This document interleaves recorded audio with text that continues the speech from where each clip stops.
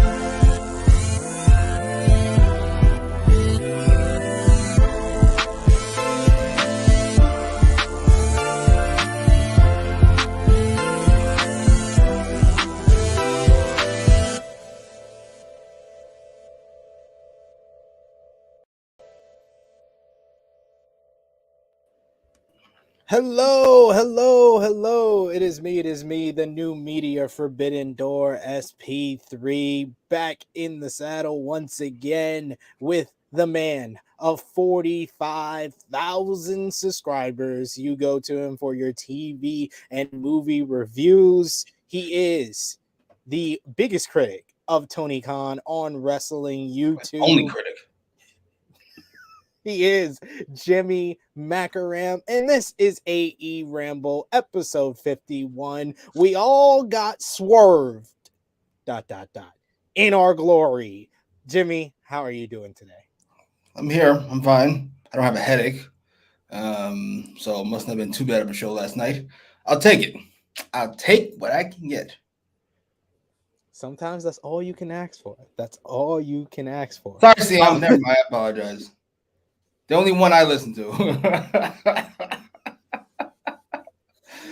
That's all you can ask for, ladies and gentlemen. We are here on AEWramble every Thursday, 1:05 p.m. Eastern Time, to review AEW Dynamite. On this edition, we will be reviewing the July 13, 2022 edition of AEW Dynamite Fyter Fest Night 1 from Georgia, the Atlanta, Georgia area, I suppose.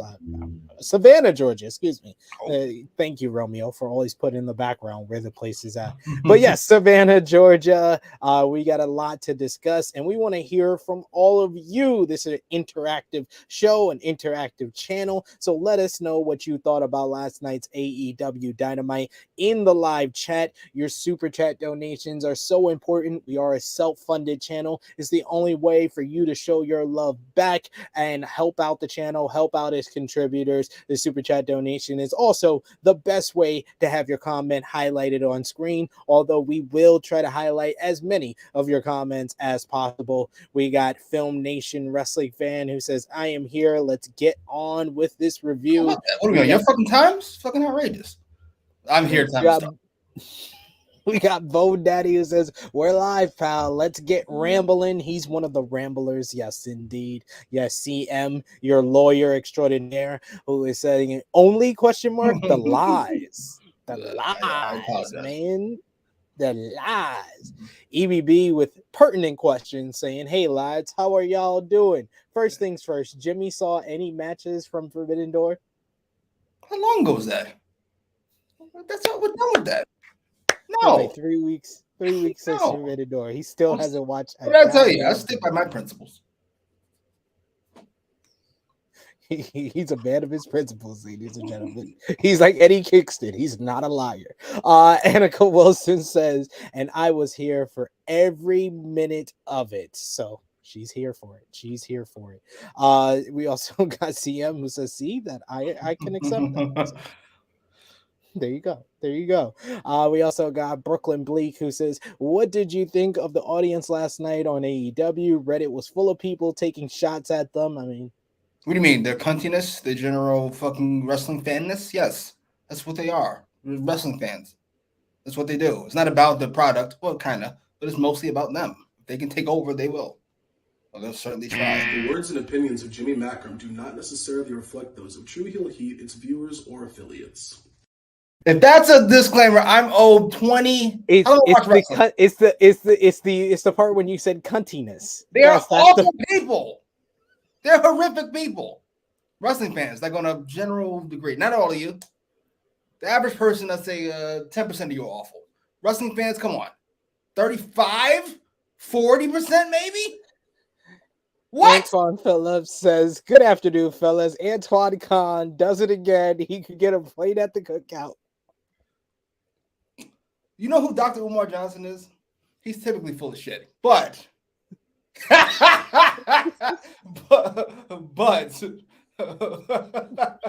but he did say something very very pertinent. He said, all it takes is a little bit of brainwashing to activate the coon chip in most Negroes. Not you, brother. I just happen to be talking about it with you right here.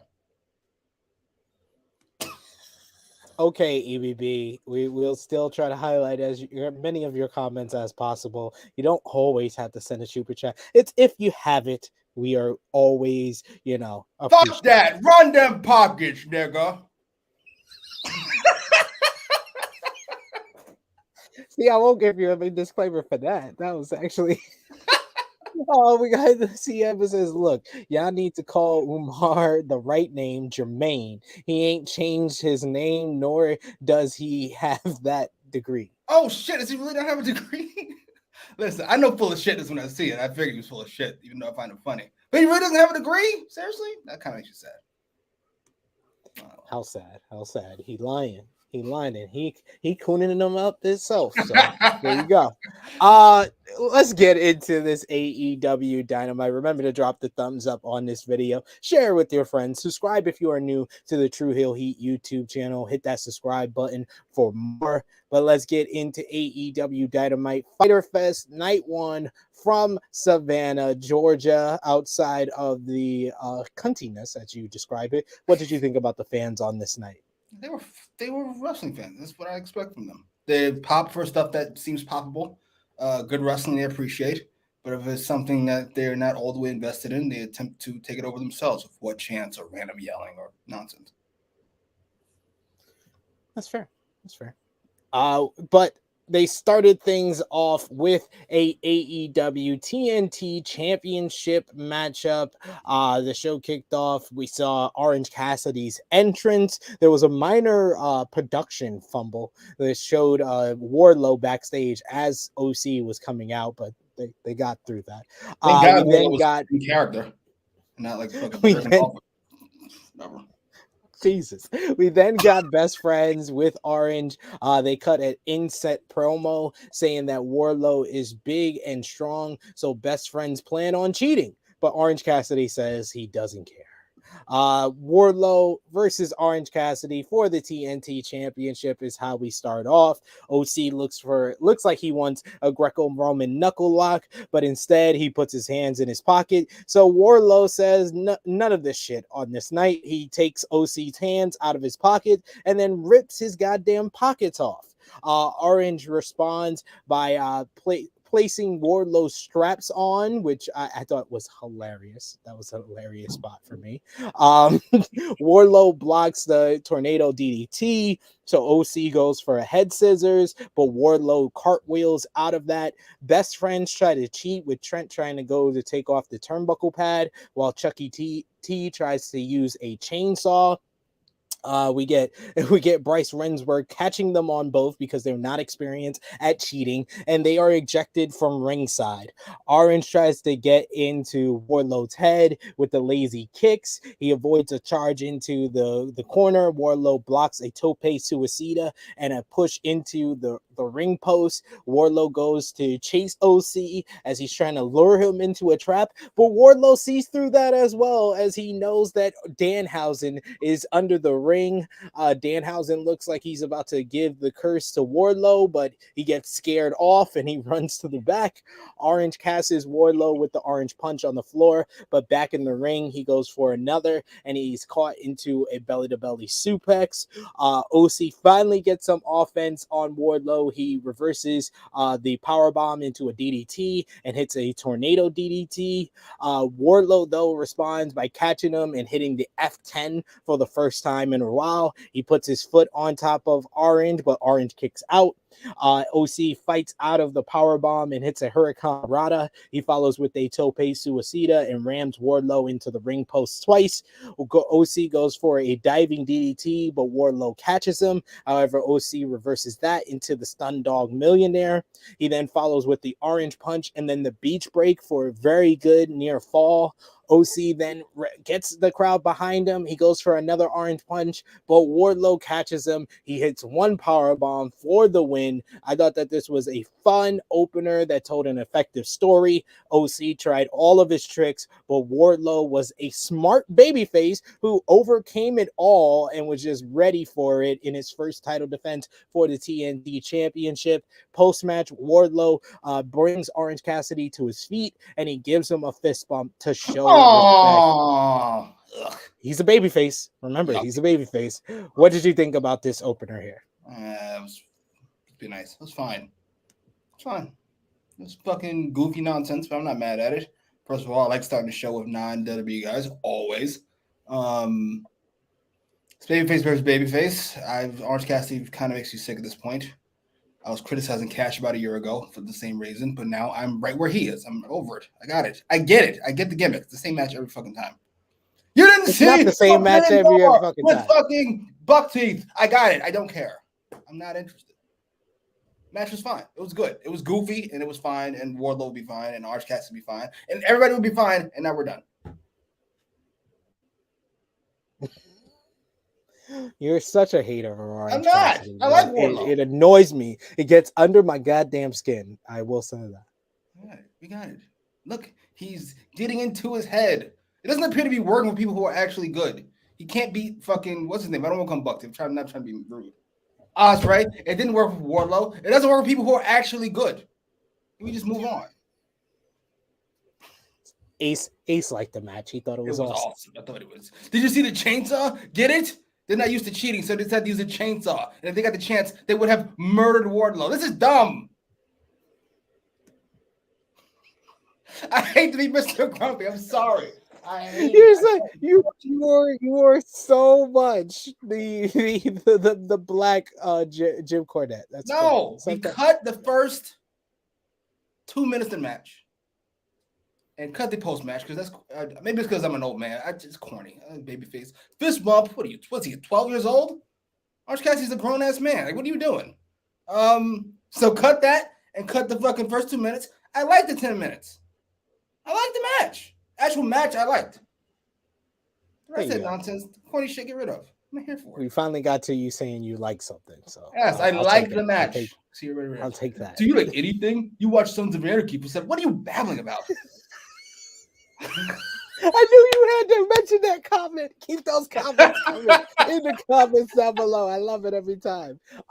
We see highlights from Pac versus Shoto Umino in his first AEW All-Atlantic Championship defense, which they aired on AEW Dark. It was a good match as well. Definitely worth going out of your way to actually watch an episode of Dark. Any comments on the highlights, and what do you think overall about the All-Atlantic Championship kind of being the traveling championship for AEW? I have absolutely no thoughts on the match. I didn't watch it, and the highlights didn't do it justice. I will say this. I like the idea. I actually, to be honest, I kind of love the idea of the championship being this traveling championship. If it's going to be that, though, it should be treated with a little more respect than a 1 minute fucking, hey, here's what happened on that thing you didn't say. Give me fucking 2 minutes. Or do like one of those fucking, ECW used to give you like the highlights of a match right in the middle of the show, 4 minutes, whatever the fuck it was. Yes, I don't need all that. I don't have a seizure. But that idea. And I think Pac's the right guy for it, since he never wants to be in one place anyway. Pretty much. He always wants to be in the UK anyway. Talking about the opener here, EBB saying Wardlow is good with his reactions. What I want to see from Wardlow from now is that special work weight type of match, a 15-minute plus match when a strong challenger comes up. Like whom? Would be my question. Like whom? I don't know if I. Who? Miro. Ooh. Okay. I'm one over. I'm down for that. that was the first one that came to mind. Negro Buck says Jimmy Macram, everyone. True Hill Heat's Devil's Advocate. Maybe I outgrew it. It's possible. I just outgrew that whoever this is for, whoever Orange Cassidy's gimmicks make happy. I've outgrown it. Well, Frantic World has a request from me. He says, "Hey SP3, can you tell Jimmy how WWE is booking the NXT Women's Tag Team Champions? He might laugh at it. I don't think he will. I think he would just be like, that's stupid, because it was." Okay, I'm thoroughly curious now. They had two baby faces win the NXT Women's Tag Team Championships last week. One of the baby faces won a tournament that gave them a shot at the NXT Women's Championship. So after they won the tag titles, that baby face said, "I'm going to cash in my contract for the Women's Championship next week." So we started the show with that babyface down on the ground in the parking lot with their tag team partner there, like, "Oh my God, what happened? What happened?" And they basically did a whodunit. Probably as like kind of like the Stone Cold got ran over, except that was a 6-month storyline. This one they did in 2 hours, and at the end of the night, the partner who just won the tag team titles with the babyface was the person that attacked them in the parking lot and hit them with their titles that they own and cost them the championship match. And then to put the cherry on top, that babyface is like a skateboarder, and they were supposed to attack the other babyface with the skateboard to end the night, and the skateboard broke in midair, so it was a botchamania type of thing. All right, well, get rid of the skateboard part. This might be why everybody in WWE and Tony Khan also struggles with booking, because you just said that to me and it sounded awesome. I gotta be honest. Like it might like when you say it sounds fantastic, but if you see it, you might go, "This is really dumb." I was like, "Oh my God, it's like a murder. I'm interested in this. Go ahead, more." Okay, Frantic World, it made me laugh, so at least you got that. His reaction made me laugh. EB says, "I am happy they went with how I hoped they would with the All-Atlantic title. Pac, especially with his traveling schedule he prefers, is the perfect traveling champion." This is true. Agreed. Brooklyn Blake says, "Damn, I thought I was a hater, but he swats haterade. He's dripping in it." I apologize. You're right. Orange Cassidy is hilarious. He's funny. Chainsaw is always funny. Get it? Because it's a violent weapon that happened to be under the ring. Get it? You're right. It's funny. How did it get there? Those are the questions that make us laugh. Get it? EBB says, "I like to think that Tony Khan has a picture of Jimmy in Gorilla, which after every segment he looks at and says, 'Fuck you.'" It definitely feels that way. Particularly for me.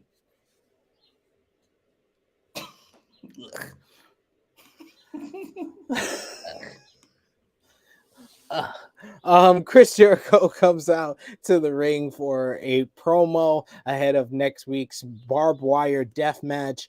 Jericho says he comes out here not as Chris Jericho the Wizard, not as Chris Jericho the Rockstar. He comes out as Chris Jericho the living legend and Eddie Kingston's superior. Jericho says Kingston challenged him to a barbed wire everywhere match. He says Eddie claims he wants this match for his friends. But think about it. Being Eddie Kingston's friend is like a curse, is worse than any curse that Danhausen can come up with. He brings up Ortiz getting his head shaved, Santana being taken out of Blood and Guts, Bryan Danielson, an acquaintance of Eddie Kingston, not being in action since he took him out at Double or Nothing, and now Ruby Soho has a broken hand because she's Eddie Kingston's Ruby. Jericho asks, how many barbed wire matches has Eddie been in or even won? Jericho says he won the first barbed wire match in Canadian history. Jericho claims that he is just as sick and sadistic as Eddie is, but Kingston underestimates that due to his reputation and his movie star good looks. Jericho says that Eddie will face the Painmaker. I hope he knows no one's scared of the Painmaker. But he says next week he will be the final fight, and once Jericho beats him, Kingston can go back to drinking, drugs, and mental issues to prove that he will never be on Chris Jericho's level ever. Jericho brings up Eddie's claim that every drop of Jericho's blood counts for his sins, but he doesn't have enough blood to swim on and to put a boat on for the amount of sins that Jericho has. And Jericho says that if Eddie wants blood, he's got it because he's not a liar, he's a loser. One of the better serious Jericho promos that we've seen in a while, that he wasn't just keep talking about being a wizard. So, but however, what Jericho accomplished in 5 minutes, Eddie Kingston did in about 30 seconds. We hear from Eddie Kingston, who says he gets 5 minutes and I get what? Kingston says, look what he did to my Ruby. Look what he did to Ortiz. I am going to make you pay with every ounce of blood you got and can't wait to see you in pain. See you at barbed wire everywhere. That's my outline. What did you think about these two promos? I actually like these two promos. I actually like them back to back, more importantly. And I thought this Jericho was at his recent best here. First of all, the level he is now, he kind of gets the obligatory I'm a babyface because I'm Chris Jericho, like Flair got towards the end, or that Triple H gets now. Like, just I'm here, so I'm the guy. And he did well to kind of turn the crowd at the end. I enjoyed it. I am shocked by how so many people didn't understand the connection with Ruby Soho and Eddie Kingston. She's always in his fucking segments, and it's not like she's fucking Anna Jay or Ty Conti or the Bunny or any more missing? Penelope Ford or anyway, you get the point. Anybody you might get confused with somebody else. Ruby Soho is rather distinctive, right? There she is right there. I thought Eddie did a great job. I'm not sure about fucking showing what's hair that looks like anybody else's hair. Now, like, look what you did to him. What? It looks like he's maybe a week short of the barber. I don't know what to tell you. I enjoyed it. Get the fresh lineup, right? Like, all right, that is great. I loved it. I loved both, and I want to hear more from Eddie before the main event next week. I assume it's the main event. It had better be. It should be. It should be for real. No. Andy Kingston is not going out with Ruby. You can be friends with females. I'm just saying. You can. No. Maybe Eddie can because he's fucking lived the whole life. He's probably over fucking. But for the rest of us, no. I have female friends that I'm just friends I bet with. you do. Don't tell me so.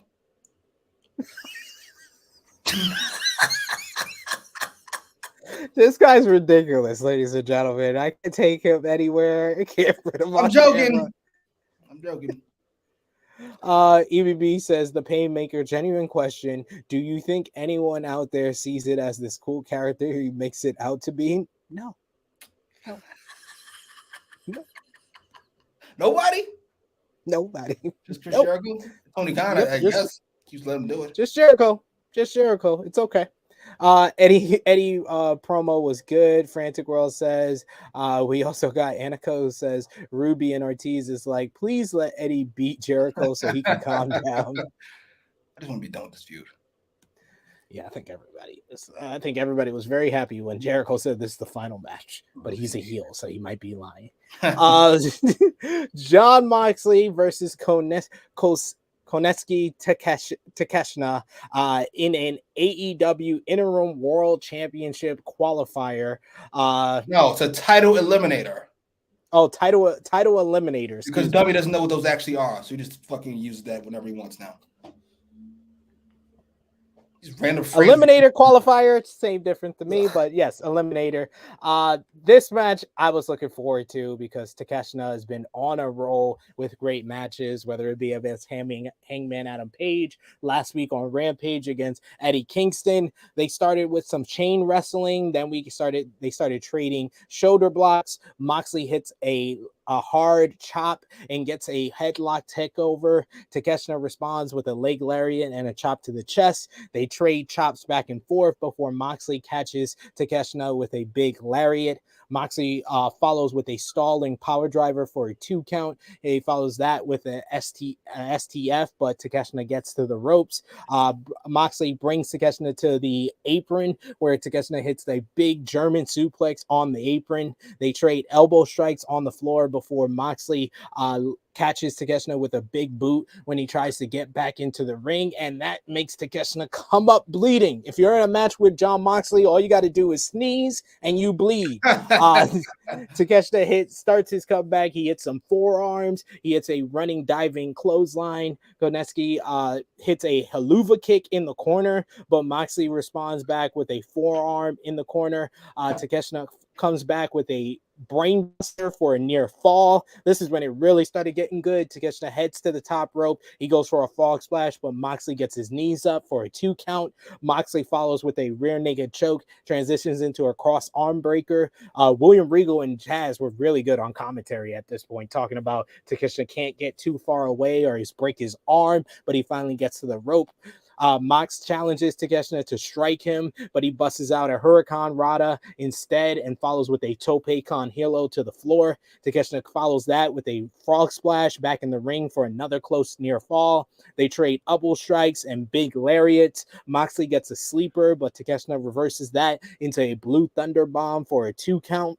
Mox blocks the rising knee strike and hits the paradigm shift. At this point, Moxley is bleeding because it's a Jon Moxley blast. All you got to do is bleed. All you got to do is sneeze and you bleed. He follows that with a hammer and anvil elbows. He goes for the Death Rider, but Takeshi flips out of it and hits a German suplex with a bridge for another close near fall. Takeshi goes for a closed-armed German suplex, but Moxley headbutts his way out, hits elbow strikes. He hits the Death Rider, then he lands the hammer and anvil elbows, and then he locks on the Bulldog choke for the referee stoppage win. This was a great fucking match. Bloody, intense, compelling to watch. No, I did not believe Takeshi was going to win, but boy, oh boy, does this guy deliver. Like his timing, he is just so smooth in the ring. He brings that intensity when he needs to. Hell of a match here. What did you think, Jimmy? Spoiler alert. I think this was my match of the night, irregardless of the main event. That said, you started with saying Takeshi was on a roll, and I was ready to lose my shit. But then you said, as far as putting on good matches, because didn't he just lose on fucking Rampage? He loses all the time, but he's having hell of a matches doing it. Can you imagine being that bad? I mean, he's fantastic. He's a fantastic wrestler. What I've seen, I told you after the Hangman match, the man is a star. I don't know how old he is because he's Asian, and with Asians and I Blacks, think he's 26, 27. Oh my God, he's a star, the future star. Put him to the moon. He doesn't need to do anything. But dummy Tony Khan doesn't know what a title eliminator means, so he just puts it on any match he can to make it seem special.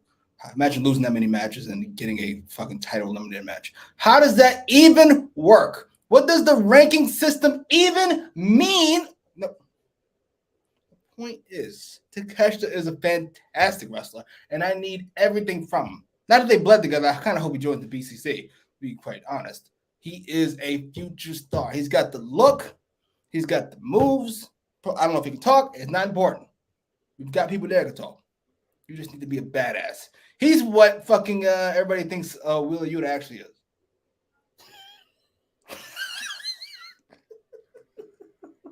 I like Wheeler. You had to throw the Wheeler Yuta shot, didn't you? I like Wheeler. I'm not Romeo. I like Wheeler. I'm just saying.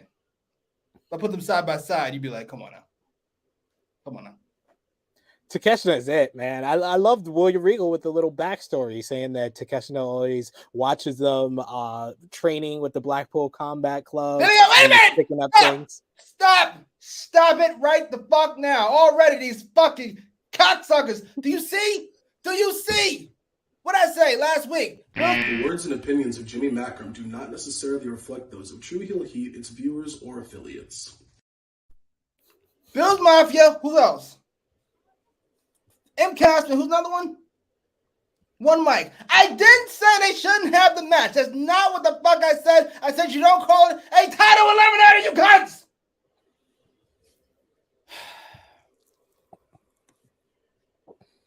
The words and opinions of Jimmy Macram do not necessarily reflect those of True Heel Heat, its viewers, or affiliates. I am working on my anger issues, I promise. I fucking promise.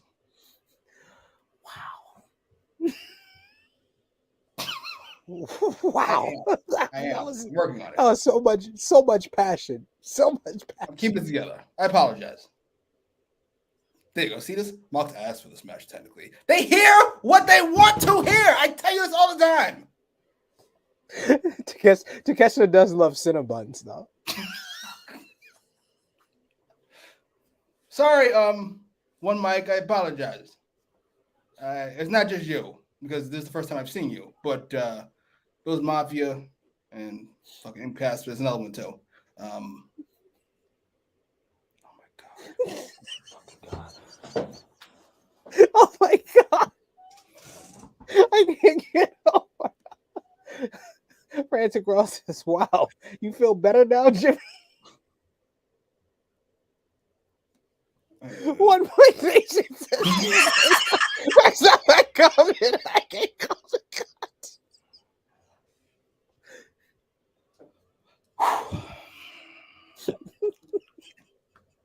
I'm cool. Never change, Jimmy. Love you, Kansas and cats. I'm working on it. I fucking promise. I am actually working on it. Great match. Great effort from both guys. I'm glad the match happened. And the right result. Well done. Putting your thoughts into one coherent thought there. Wow, that was one of your best. I will say. One of your best. We both like this match. Yes. We hear from the House of Black where Brodie King says that he didn't need Darby Allin's approval after last week's matchup with Jon Moxley, where Darby Allin came out after the show ended and tried to give him a handshake. They show footage of Brodie attacking Darby at a promotional event. Quick and to the point, the House of Black in their usual scenery. We even got Julia Hart talking at the beginning of this. What did you think about this quick segment here? I gotta be honest. Once I saw him get attacked in wherever the fuck that was, first of all, that's a great look. It just is. But when I saw Darby get attacked by Brodie at that place, I went, that's a great attack. But it really makes no sense since fucking he got choked out. Why would he attack him? But then the explanation, I liked it. You know what? Double fuck you for fucking thinking I need your approval. I'm gonna fuck you up on site. That's just so awesome. I'm sorry. I love the House of Black, and I gotta be honest. I kind of hope they run through Darby and then Sting. You know, I know it won't happen. Yeah, they announced next week it's going to be Darby Allin versus Brodie King. Damn. All right. Yeah. Fair enough. Next week's Fyter Fest. Night 3, Shark Week. Christian Cage's music hits, and we know we're about to hear some fucked up shit because he has a microphone in his hand. Out comes Luchasaurus to join him. Christian, we see the Varsity Blondes are in the ring, and Christian brings up Brian Pillman Jr.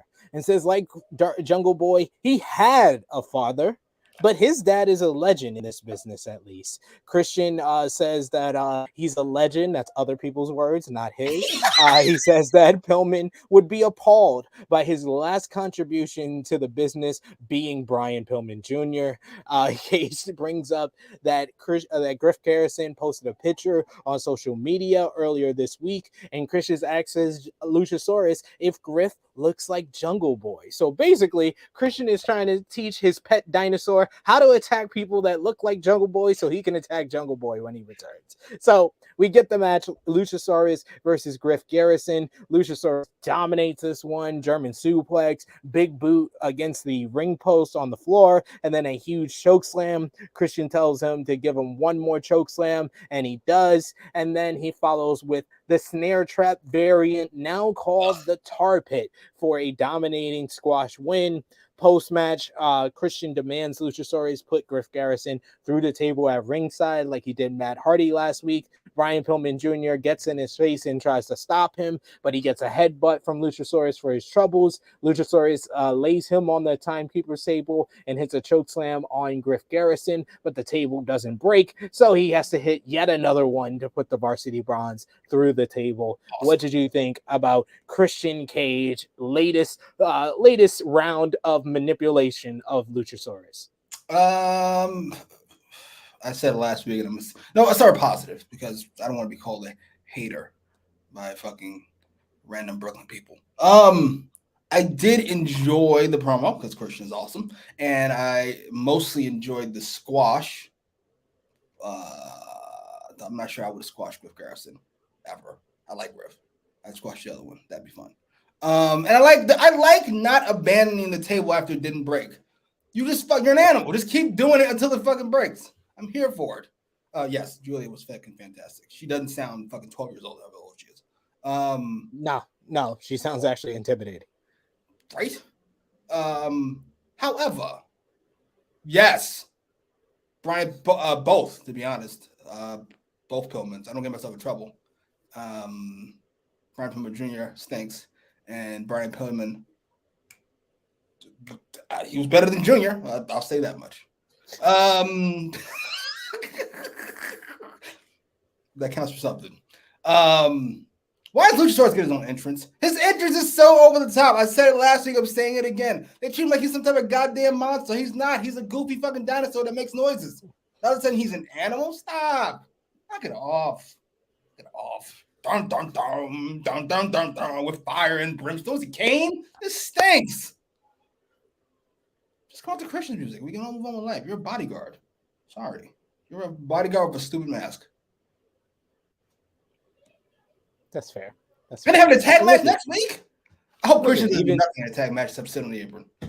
I hope so. Yeah. That should be his gimmick. Next week is Varsity Blondes versus Christian Cage and Luchasaurus. And even Ninja Mortis, one of your biggest critics, says Jimmy ain't wrong. Right about something, sir. There you go. I love how Matt Hardy took one chokeslam and is dead. And these motherfuckers have to wrestle next week. He's dead for at least a week. He might come back next week. Who knows? Andy Wilson, one of our newer people that I see in the chat saying, Jimmy lad, you've got me in stitches over here in Yorkshire, England. So I'm glad these fucking Tony Khan psychopaths have fucking caused me a heart attack because it's giving you pleasure, sir. What's a Tony Khan psychopath? Fucking Bill's Mafia, Frantic World frequently. Not on this particular occasion. Incasp. And there's a whole bunch of them. Ninja Mortis usually. Who else? It's a bunch of them. It's a bunch of these nut jobs here. Dude, they said that. He said he asked for the match. Did he ask for it? Ugh, shut up. The words and opinions of Jimmy Macram do not necessarily reflect those of True Heel Heat, its viewers, or affiliates. It never fails. Backstage, Tony Schiavone interviews Jericho Appreciation Society about being in the shark cage next week. 2.0 asks questions about why Claudio and Ortiz aren't in the shark cage also, and how high will the cage be. They even pull out a knife on Tony Schiavone at one point to give them answers. Daniel Garcia, after they walk off, he brings up Wheeler Yuta and says for 6 months he's been cosplaying as Garcia, trying to be in the Blackpool Combat Club. So at Death Before Dishonor, since he wants to take his style, he's going to take his pure championship. Has Magic Matt turned up the accent? Like he's turned up the accent even more. Yes, it did. It did sound like that. This was fine. It was a little over the top. However, I can do it without fucking Daniel Garcia ever talking about anything ever. I'm sorry. I know a lot of you who grew up in the suburbs find him intimidating. He isn't at all. Maybe able to stretch you, but I don't buy him as badass at all. At all. Sorry, I just don't. Yeah. Just like Wheeler Yuta could beat you up, but you wouldn't consider him a fucking gangster of any kind. Would you stop? I don't want to hear it. Wheeler Yuta could beat up 10 of you, Jimmy. Yeah, maybe, but he'll do it with a fucking smile and a suit. Who cares? You're really Yuta. You're getting on Romeo's level. Slowly. No, I like Wheeler Yuta. I'm just saying Daniel Garcia and Wheeler Yuta are the same level on the not animal scale. You don't believe that they hang out with fucking Eddie Kingston. You don't at all. Yeah. I like Yuta. It's fine. And he's had the second best storyline in fucking AEW history. Behind MJF, yes. Yes. Behind him. There you go. They announced All Out Week is starting on Wednesday, August 31st. Friday, September 2nd. They got AEW Rampage. And then All Out pay-per-view will be on Sunday, September 4th. All three events will be at the Now Arena in Chicago. They had the pre-sale earlier today, and the regular sale will start tomorrow. So it looks like they're going to sell out by how that pre-sale went. So good luck to you. You don't like when they sell out? I mean, I listen. As long as it's a good show, it doesn't bother me at all. But yeah, I hey, last year's All Out was one of the best events I've ever seen. I'm glad you all have rectified it because after the show, it was the best event any of you have ever seen because you were on a fucking Tony Khan high. But it is one of the best events I've ever seen. You guys said it was the best. It's up there. It's either that or WrestleMania 17. See that? Why are we even having this fucking discussion? This is not a discussion. Film Nation, I hope Annika Wilson didn't fucking celebrate July 4th. You were not freed on July 4th, fucking 1776, ma'am. You can't celebrate Juneteenth and July 4th. The words and opinions of Jimmy Macram do not necessarily reflect those of True Heel Heat, its viewers, or affiliates. I'm just saying. I'm just hoping. I'm letting y'all know, for those of you who are not aware. People text me, Happy Independence Day. For who? Not me. What are you talking about? That part is true. Jesus Christ. MCAS says, Jimmy, you the best. All fair play. I'm here to help. MCAS also says, Daddy Magic rules. He does. The accent always gets me. I love it. EBB says, take that mask off, Romeo. We know it's you. I like Wheeler. Second best AEW storyline of all time. Hey, I'm here to tell you the truth. There you go. Malcolm X said, I'm not here to tell you what you like. I'm here to tell you the truth whether you like it or not. And there you go. CM says Jimmy is telling the truth, but Annika says, what did I do to you, Jimmy? What did they do to you? Don't blame me. I would have freed you right away. I would have put you in fucking chains. Backstage, Tony Schiavone interviews Hangman and Page about losing in the Raw Rampage. He says he came up short, but before he can continue, Alex Reynolds and John Silver of the Dark Order interrupt. They say they are pissed about what happened in the Raw Rampage, and they challenge House of Black for a Rampage. So it's going to be Silver and Reynolds versus Black and King this Friday. Hangman looks so depressed. Look at that fucking picture. Oh my God. It looks this so was the fucking world champion. This was the baddest man in the company, and now he's standing next to these bums.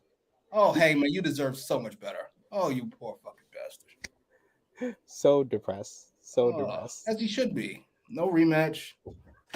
No fucking badass comeback. No nothing. Just back to the Dark Order of all fucking people.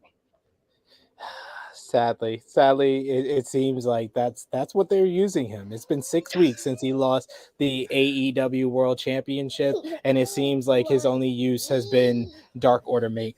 We have a running. You want to say hi?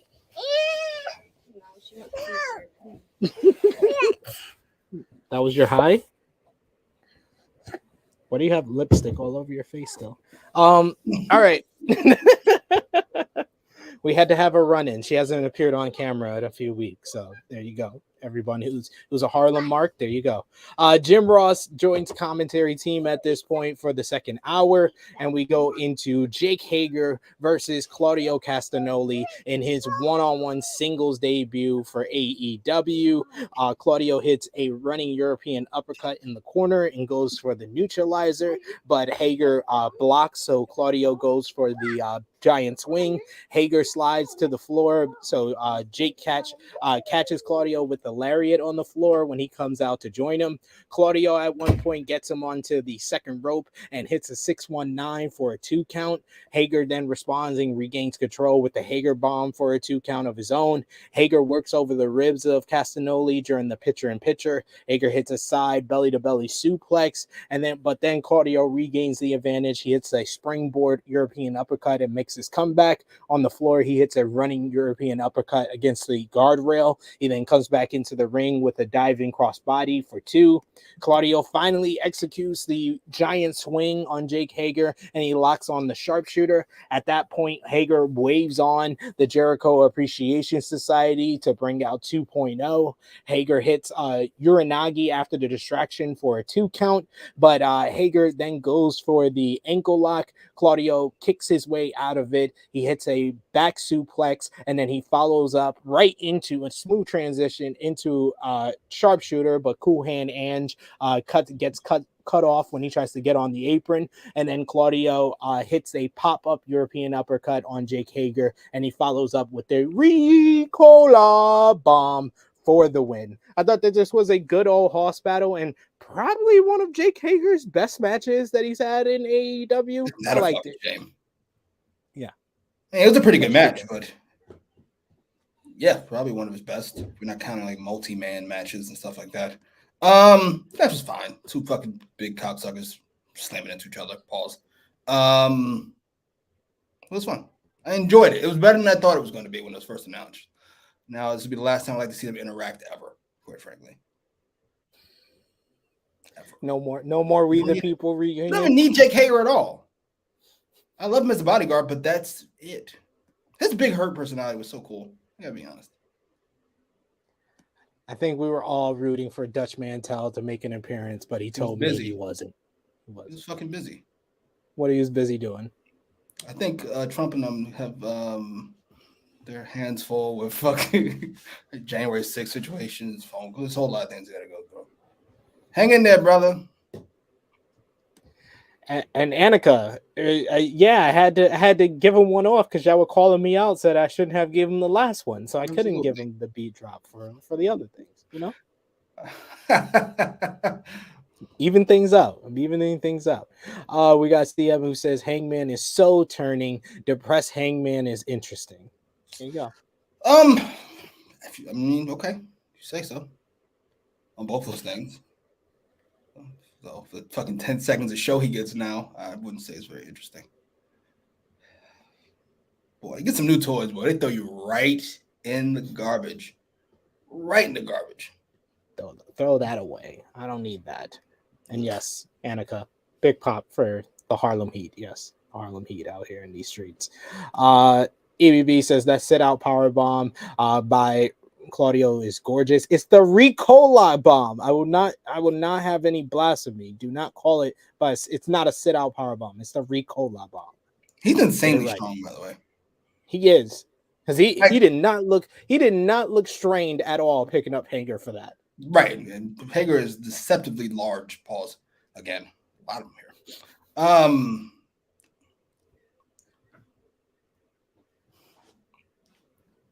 You okay? Yeah, Brooklyn Bleak here says the Claudio Hager match was for the ever important casuals. Yes, because as a WWE fan, flipping through the channels, you come across fucking Jack Swagger and Cesaro. I would definitely stop to watch this match. What? All right, fair enough. That's your opinion, sir. EBB says I love Hangman. He didn't share his blunt with Tony, so now Tony's mad. He gets that way. Luckily, you're white. You won't get released. Jesus Christ. I'll let that one. I'll let that one slide. See, I'm giving you two because I might be quick on the trigger for the rest of the show. Backstage, Lexi here interviews Hook, who once again doesn't answer her question about his future. I was like looking for something to like. Get excited When's about? Hook gonna get a new story? Come on, give him a new It's story, over. please. Over. Please, no. It's I'm still a over. hooker. Still the Dan number hasn't one killed hooker him. out in these streets. They show highlights of Thunder Rosa losing to Miyo Mashka to earn an AEW Women's World Championship match at the Tokyo Joshi Pro Summer Sun Princess show, which was a really good show. I'm going to do a review for that over on Patreon, so stay tuned for that. $3 a month, patreon.com/True Hill Heat. And that brings us backstage to Tony Schiavone interviewing Thunderstorm. Rosa says that she was happy to be back in Tokyo for TJPW, but sad that she came up short against Mashka. She will get her revenge when she comes to the United States, and she will give her an AEW Women's World Championship match. Rosa says she also is excited for the Thunderstorm tag team and ready to face any challenge together. In comes Dr. Britt Baker, DMD, returning to the show. Big pop for her from the live crowd, and Jamie Hayter joined her. Britt says that this show hasn't been the same without her, and she's here to save the show from natural disasters like Thunderstorm. Hater says they have exactly what they need to overcome a thunderstorm. So Rebel brings in a bag of sand, a sandbag, which she hands to Tony, and Britt says good luck carrying her for a month.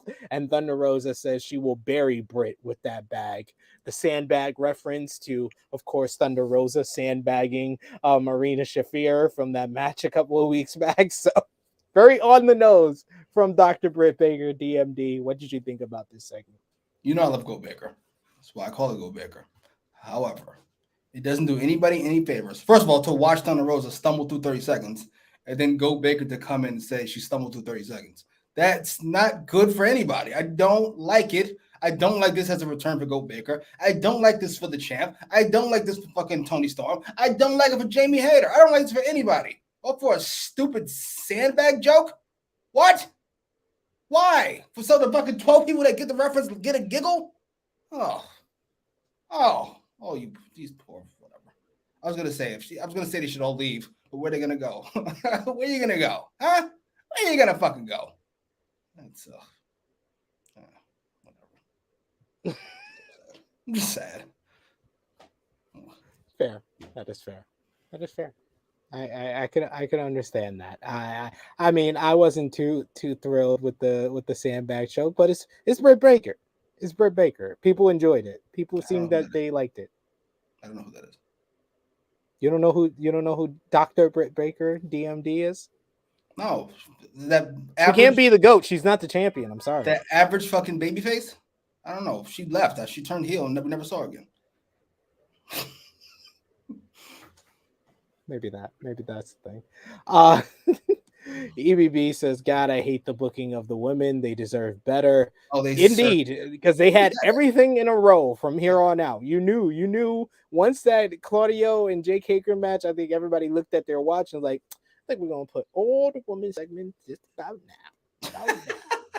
KBB says all women segments squashed into a 13-minute part of the show before the main event. Will anything make him change the lack of importance Tony puts on it? Penises. Full stop. End of your list. Nothing else. No. I love the full stop. Frantic World says we got Britt and Jamie back. I can't wait to see this tag team match. I mean, the image of these four women on screen gave me the idea that I want to see at All Out a four-way with these four women: Britt, Jamie, Tony, and Thunder Rosa, because I think that would be the way to kind of cause some tension and some dilemma between Thunderstorm, but more importantly, it can finally be the goddamn catalyst for Britt and Jamie to break up. Whatever. It could have been done already. We should be in the middle of that feud right now. But no. Genius fucking decided to have Go Baker come back and do the same shit she was doing for the last fucking 2 years. Fucking idiot. She stinks. Oh, I missed one. Hold on. This cop's Bro says Britt could have stayed where she was. All right, I'm not here for the fucking outrageousness, sir. Watch your mouth. EVB says, right? Britt never puts her opponents over in promos. That's not her fault. What is she? When did she get handed the pen? This is fucking outrageous. In the end, Jimmy's gonna have a heart attack by the end of the day. Fucking these psychopaths. These fucking nut jobs. Also, one of I think it was fucking Sammy Joe. What did you want, a 6-month build to fucking Cesaro and Jake? No, I want to not see it at all. What are you talking about? What the fuck is going on? Is this a wrestling fans always this way? Is it just on Thursdays they're exhausted? I think so. We get next Serena D versus Dark Order's Anna Jay. This is Anna Jay's hometown, so of course she's on the show to lose.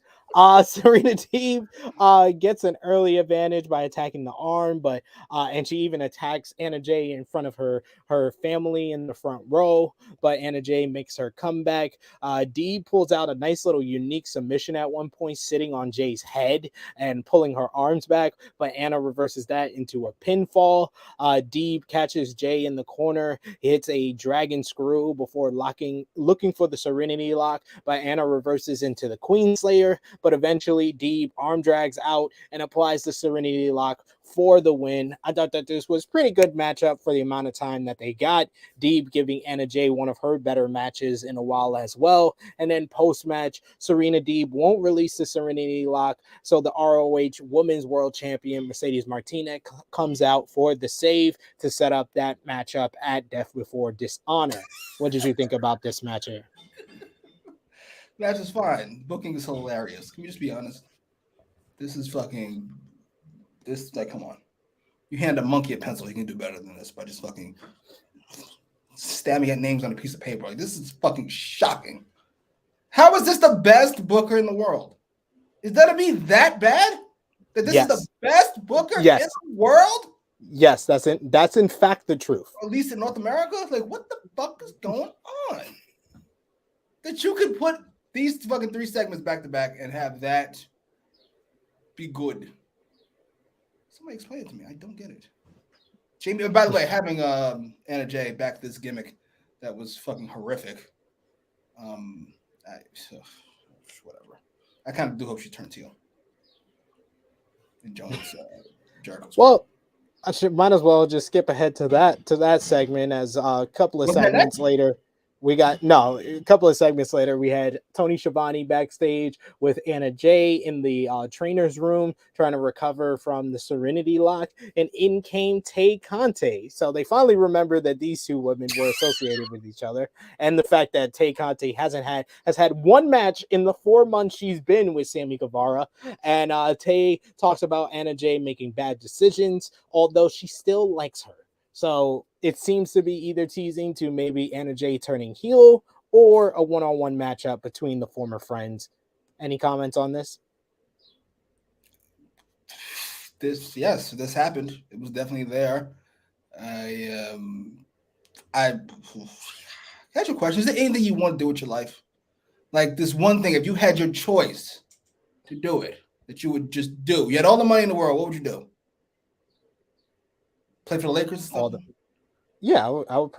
get stock in the Lakers. You'd be the fucking coach or the GM of the Los Angeles Lakers, and you would suck at it. No offense, but somebody should tell you that you suck at it. Dummy has all the money in the world. He decides I'm going to run a wrestling promotion because fuck it. That's what I always wanted to do. And nobody tells me it stinks. That stinks. Can we admit it? Can we just admit this stinks? Not in comparison to the beat I don't watch, but in comparison to common sense. Fair. I'm just saying, it's depressing. 3 was that? What was the segment that was supposed to be before this that I skipped to?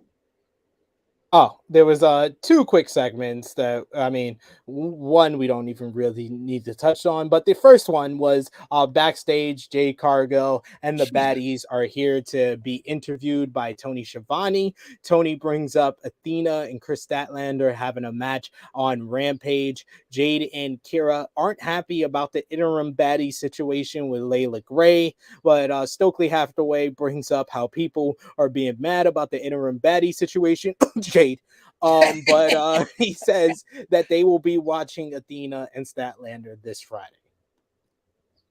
Let me tell you something. Outside of maybe Brock Lesnar, I've never seen somebody who comes on screen and I go, every time I see him, and every time I see Jade, it's shocking to see somebody that delicious and gigantic on screen.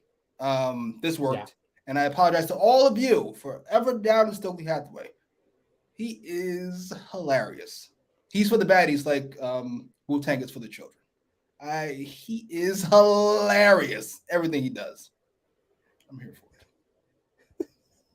There you go, people. I'm always here for Stokely Hathaway. This is what I wanted. I wanted Stokely with the baddies, and I'm getting it. So I'm all happy. I'm all happy when it comes to anything with Stokely and the baddies and the interim baddie situation. I'm waiting for a development. I'm waiting for a development in general with this feud. We need to get to the point where we have Chris Statlander versus Jay Cargill, because I understand this is being dragged out because they probably want to do All Out with Athena and Jade Cargill, which I'm totally fine for. But give us the Chris Statlander title shot first in the weeks to come. Is Athena that good? I guess you can't have Jade even lose to fucking somebody white. I'm just saying that before I get in trouble, if I was fucking sexist, racist Tony Khan, I would be very careful to have her fucking lose to Statlander. I don't want people up my ass anymore. The words and opinions of Jimmy Macram do not necessarily reflect those of True Heel Heat, its viewers, or affiliates. You're not gonna let me talk my way out of it. Fair enough. I'm just saying. I did. I let you get halfway through before I pressed it, before I dropped the beat. First of all, Jade should beat Athena. I'm sorry. She's probably beat fucking Statlander too. I'm not sure who I'd have her lose to.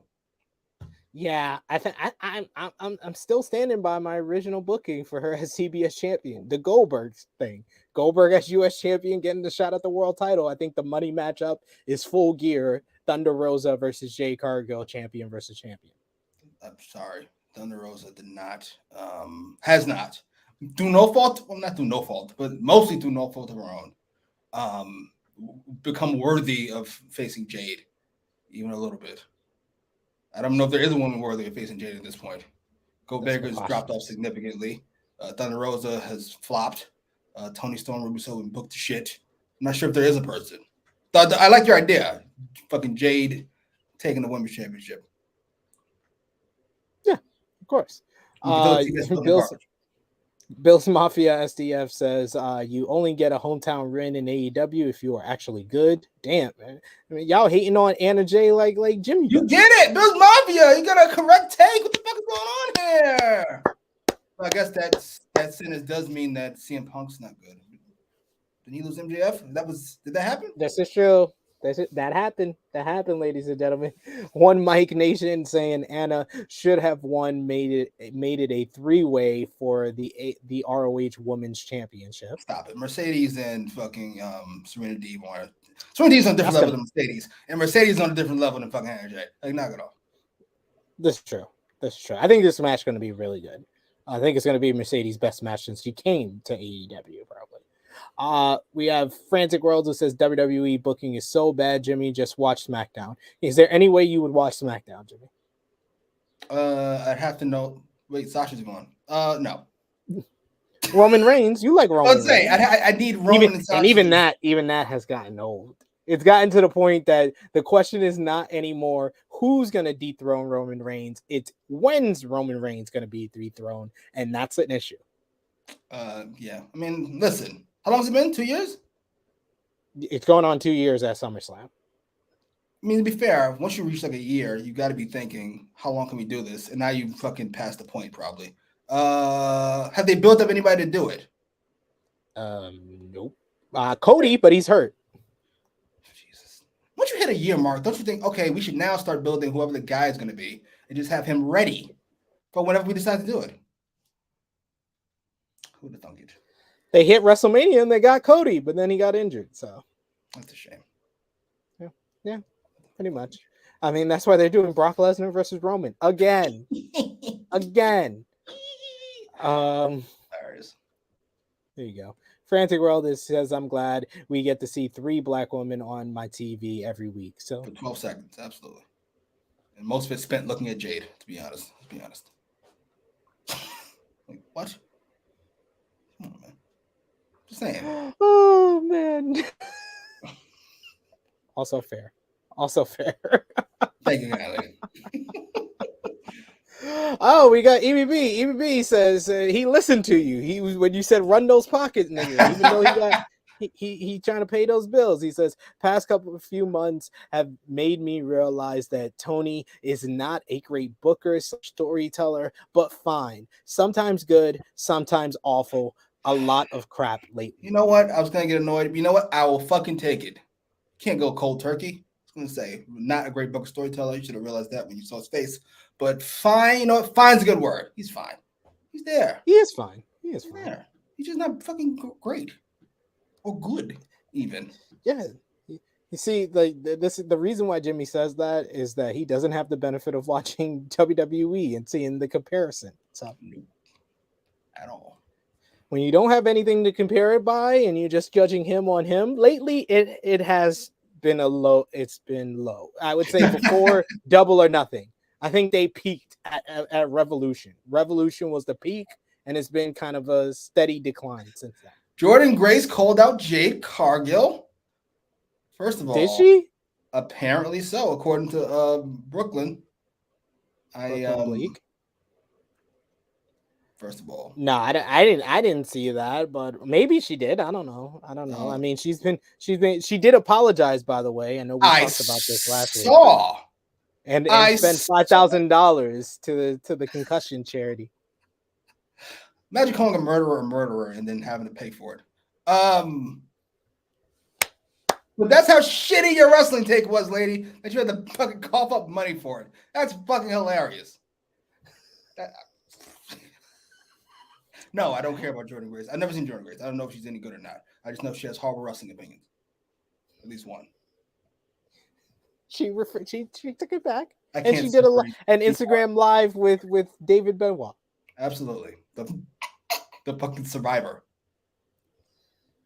Not the only survivor, because Sandra, Nancy Benoit's sister, got upset. She was not pleased. I gotta be honest. I too forgot anybody else existed in this whole thing. She lost their mother and their fucking their sister. The words and opinions of Jimmy Macram do not necessarily reflect those of True Heel Heat, its viewers, or affiliates. This is not funny. I'm not laughing at fucking double murder suicide. I'm not laughing.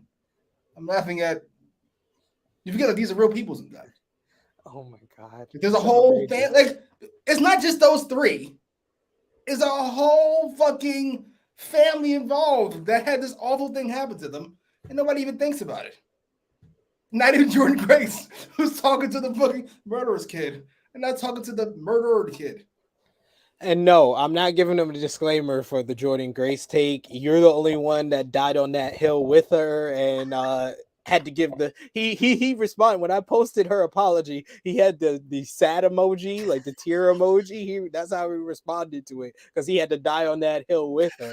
But we are playing the disclaimer because Jimmy forgot about Nancy Benoit's sister, Sandra.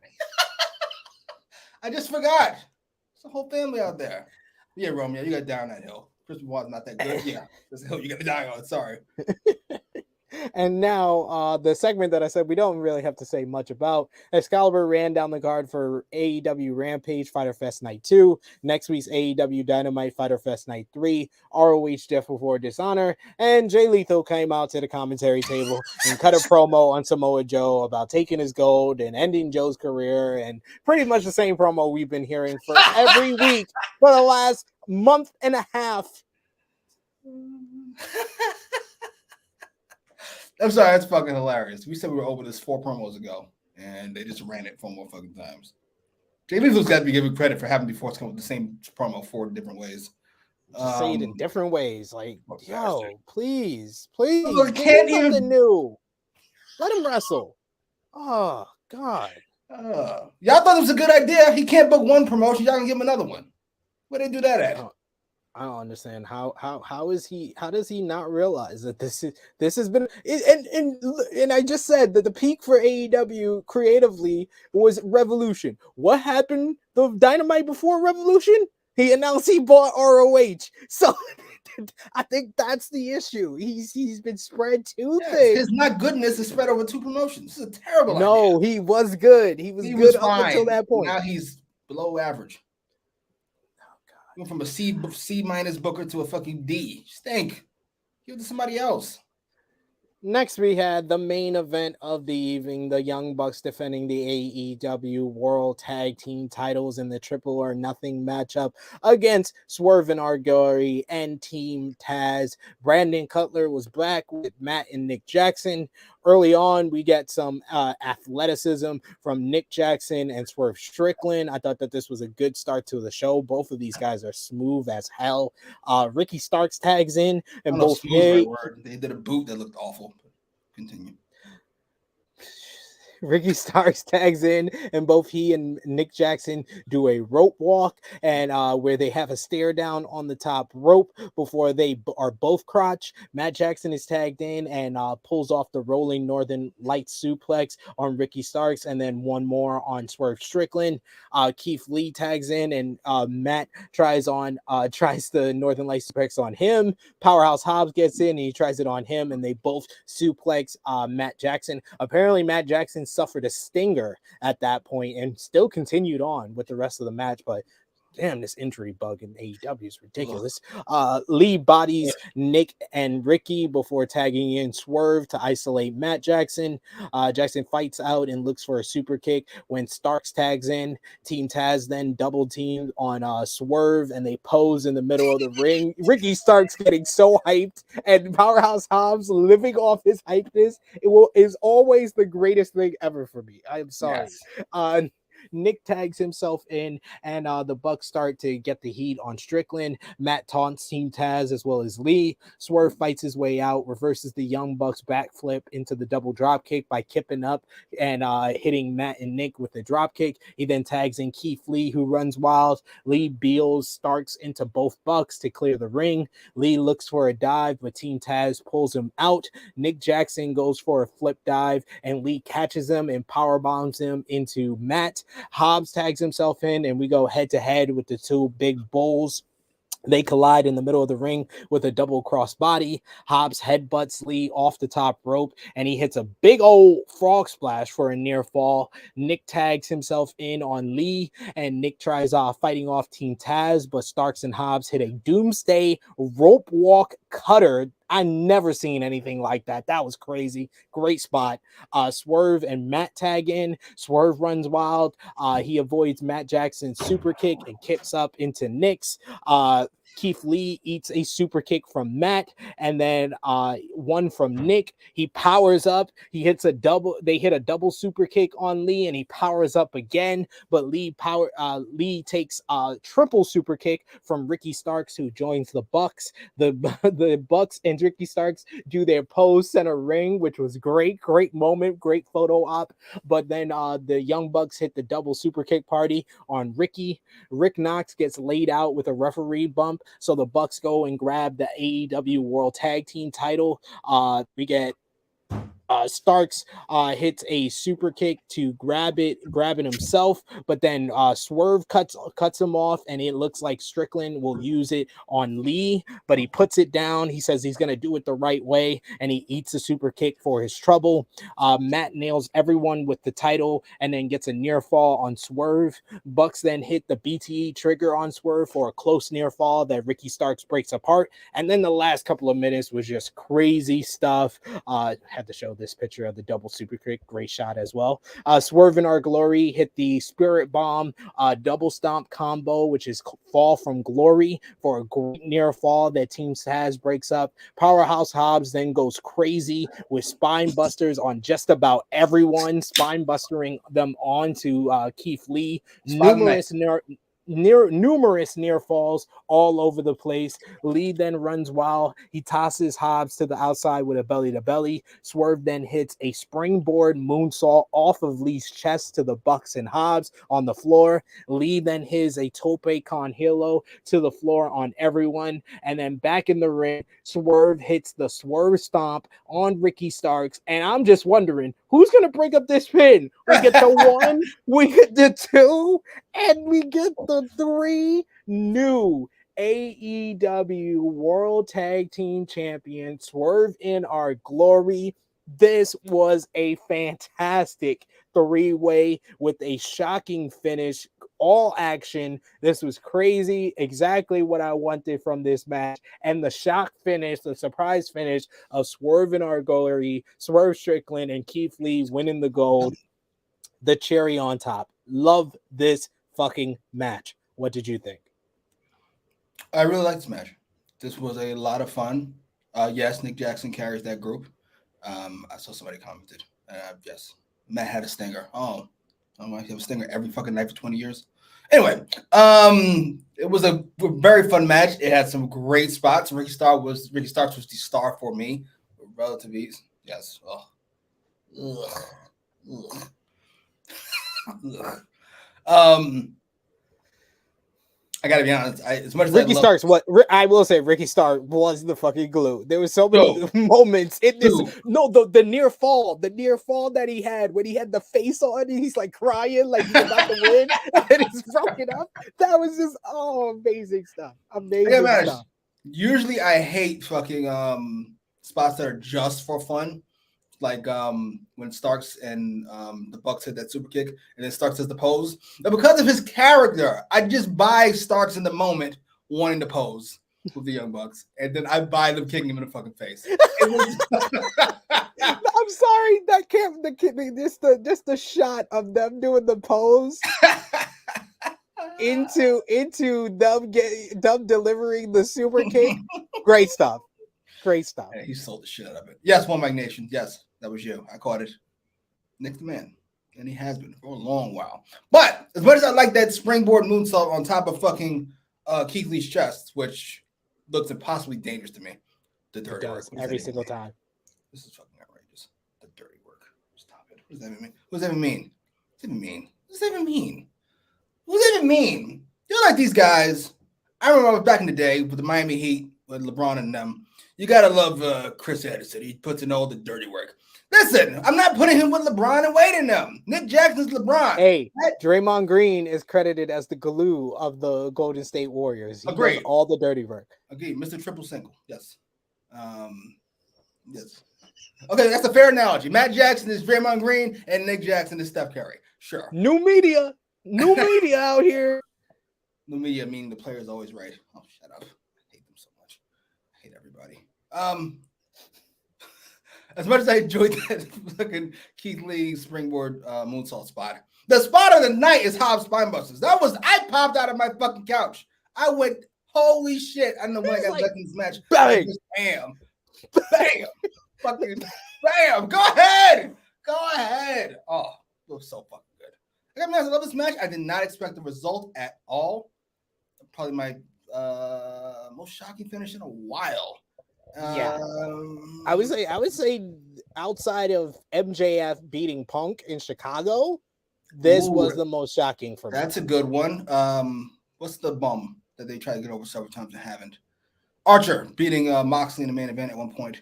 And that was last year's Fyter Fest. Yeah. Jesus. Yes. Yeah. I like the result. I prefer Hobbs and Stark, obviously. But I'll take this. Oh, wait a minute before I forget. Now that I've got all the fucking positive. Yes, that frog splash was dope. That's with Mafia. Finally a good take. It was. That frog splash was fucking fantastic. He was a long way away, especially for that big cocksucker. It looked like a D-Lo frog splash too. Yes, it did. Before I forget, now that we fucking got all the positivity out the way, I don't want Brooklyn popping up and calling me a fucking hater. Let me tell you something. Swerve considering hitting motherfucker with the belt is the dumbest spot I've ever fucking seen. On what planet is that even a remote possibility? Him in the middle of a title match, hitting him with the belt. Why? For what? Explain it to me. I took it more as he was thinking about using the title belt and then looked at Lee like, I'm gonna do it the right way. What is this, a fucking what? What? I'm gonna do it the right way? Oh, so like after I fucked him over at the Battle Royal, I'm not going to what? What? I'm not gonna cheat. I'm not gonna cheat like I did in the Battle Royal. That wasn't cheating. That was just dumb. And this was equally dumb. What are we doing? Oh, boo. But I do like how they foreshadow because the June 1st AEW Dynamite following Double or Nothing was when they cut that promo in LA about them being Shaq and Kobe. And Shaq and Kobe is known for a lot of things. They ain't known for the 3 championships more than they're known for hating each other and winning championships despite it. And that's the story that they told with Swerve and Lee. No, that's not the story they told. The story they told with Swerve is self-serving. He's a self-serving piece of garbage. It self-serves you to win this fucking match. Oh, boo. Luckily, they won. Otherwise, I would have lost my shit of this being the dumbest Negro in the history of the planet. But they won, so fuck it. I wouldn't have got that reference until you told me that story. But yes, let's put our thumbs in the middle. Let us know in the live chat. Last call for super chat donations. I will read this super chat though from the Negro Buck Nick Jackson. Thank you so much for that. He says, "Where's Gabe Sapolsky when you need him?" Yes, Gabe Sapolsky helping out Tony Khan. Chef's kiss. That would be great. Wow, that would be great. Or use William Regal. He's right there. Gabe Sapolsky. Yeah, he was the booker of. I know what he was. ROH. He wasn't a good booker. He's a matchmaker. Yes. He's a matchmaker. He writes matches down on a piece of paper, and then fucking writes more matches down on another piece of paper. It's not booking. That's Sorry. what Tony does. That's booking now. But yes, I would like Gabe Sapolsky. That would be fine. It'd be better than this dummy, sure. I would appreciate that. Yeah, last call for super chat donations, and let us know what you thought about AEW Dynamite with your match of the night, MVP and LVP. I did want to highlight this one. MCAS saying Antoine Khan did it again for the community. Yes, the fact that again is in that sentence makes you sick, even more than community does. What after Jay Cargill, Scorpio Sky? This is the year of the Negroes. It's the year of the Negroes. We're gonna get a black AEW champion or Hook. The racially ambiguous Hook as AEW World Champion.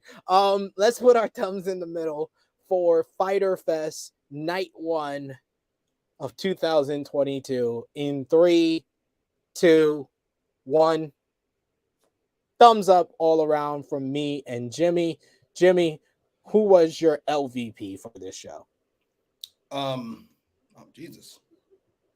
Women in general. You poor fucking ladies. Oh, I feel so fucking bad for all of you. Jay, Anna Jay, Deeb, Thunder Rosa, Tony Storm, Goat Baker, Jamie Hager, even Jade and company. You fucking Jade's been the best book for the year at this point, and she only gets fucking 30 seconds. This is fucking gross. I'm going to go with co-LVPs of Anna Jay and Griff Garrison. Anna Jay for losing in her hometown and Griff Garrison getting jobbed out. Griff Garrison and Brian Pillman Jr., Varsity Blondes, for getting jobbed out and beaten down by Christian and Luchasaurus. MVP for this show, I'm going to go with Swerve in our glory. Yes, they did it. Kobe and Shaq of AEW or AEW World Tag Team Champions. Genuinely one of the most shocking finishes to an episode of Dynamite that I've seen all year. Loved it. Even though it was not the result I wanted the Young Bucks to win, to give us Young Bucks and FTR at All Out for all the gold, because I still want that matchup. But Swerve in our glory, I'm here for it. I assume Swerve is the Kobe in the situation, and this is all kinds of fucking blasphemy. MVP? Shit. I'm going to go with fucking Powerhouse Hobbs. I'm sorry. He was fucking fantastic. Much as I love Starks, I got to give it to Powerhouse. That was so good. Powerhouse. And match of the night. What was your match of the night? I spoiled it earlier. I just got to go with Moxley and Takeshi. That I love that fucking match. That's fair. That's fair. Great fucking match. Two really great matches on this show. Fun opener. So yeah, I can't complain about this episode. Out of 10, what did you give the episode? My match of the night was the main event, though. I gotta go with the main event. I loved Takeshi and Moxley, but the match of the night was the main event for me. Love that matchup. One of the better main events of Dynamite this year for me. Jimmy, what was your out of 10? What did you give the show? 8.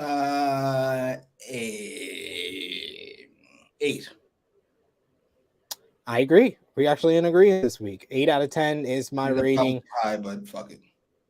Really good show for Fyter Fest night 1, and we got Fyter Fest night 2 next week. 8.75.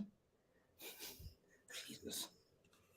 Barbed wire everywhere with Kingston and Jericho. Looking forward to that. But that's going to bring a close to AEWramble episode 51. Annika Wilson with one of the best comments, VP, Swerve in our glory for finally getting out the nigga hole. Yes. Enjoy it while it lasts. Indeed. But yes, Jimmy, let the people know where they can find you, sir, until next week. At Jimmy Macram on Twitter, and where I yell at people because they're dumb. On Instagram, which I'm really on, and YouTube, where I yell about TV shows because they also excite me. And I think that's it. Oh wait, I always forget. On JimmyMacram.com, Ascension Comic Book number 2 available now. And you can follow me on the Twitter machine at TrueHeelSP3. All my stuff for all the other outlets that I'm doing, you could find it there. I won't plug everything here. Follow the gang, Facebook, Twitter, and Instagram at True Heel Heat. Go to patreon.com/True Heel Heat. $3 a month. You get exclusive content. You got the True Heel Heat Prediction Championship. We're going to have a video for J News Japan talking about Kushida's return to New Japan Pro Wrestling and everything that's went down in the past few weeks since Forbidden Door for New Japan Pro Wrestling. So go over there and check that out. ProWrestlingTees.com/True Heels for your True Heel Heat merchandise. True Heel Heat Fire logo shirt is up there. We're going to be coming out with new content coming soon. And then later on tonight, follow here True Heel Heat YouTube channel for Blunt Impact at 8 p.m. Eastern Time. Ness will be hosting as he watches Impact on Access TV with all of you. You got Elite Heat number 10 talking about Fyter Fest night 3. Next week's AEW Dynamite with King and Jericho, Romeo, True Draw Josh, Drunk Guy JJ will all be here. Tomorrow at 11:05 a.m. Eastern Time, we got the New Japan Pro Wrestling G1 Climax 32 preview with myself and Jay News, breaking down all the competitors in the G1 Climax tournament, the premier tournament in professional wrestling for New Japan Pro Wrestling. And you also got on Fightful, Overbooked, True Rewind this week with Romeo and Drunk Guy JJ talking about WCW Nitro from September 9th, 1996. And then, of course, the flagship podcast, True Heel Heat 184, this Saturday, 11:05 a.m. Eastern Time with special guest Samara. So join us live for that one. Final comments to highlight here. I saw Jimmy getting bothered by a feud, so let me highlight. We got Bill's Mafia SCFs. He says, we were within a point of each other. You must be livid, Jimmy. Yes, those are 10 points in real life, sir. If you come home from school for fucking 69, it's different. You come home with a 79. Just saying. You also got Frantic World that says, good review, guys. See you on the next one. And yes, I did see Frantic World WWE Raw is going to be changed to TV 14. It's like they watch AEWramble and they was like, you know what? We're going to make it compelling so Jimmy might watch. But it's all cyclical. Never forget it. Remember to drop a thumbs up on this video, share it with your friends, subscribe if you are new. For Jimmy Macram, it is me, your new media forbidden door, SP3. This has been AEWramble, episode 51. We all got swerved in our glory. We are signing off until next time. See you next time. Why can I see this six-pack and this big ass...